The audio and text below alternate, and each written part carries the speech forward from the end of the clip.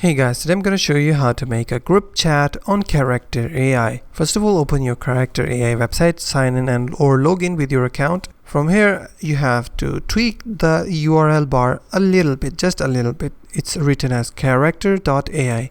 You have to change it to old.character.ai. We have just added old word, okay? Now I'm gonna click on enter. Once your old website has been loaded, you have to click on the create button on this center, okay? And then you have to select create a room, okay?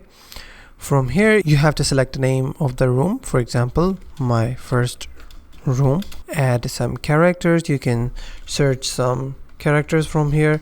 After adding multiple 1 or 2 or 3 maybe more characters from this add character section, you can select a topic. Like, it's optional, you can also leave it right there, or you can also set a room topic. What you want the characters to talk about in this room, you can select any topic. Click on the create it button, and that's how you can create a group on character.ai. If you find this video helpful, please hit the like button and subscribe.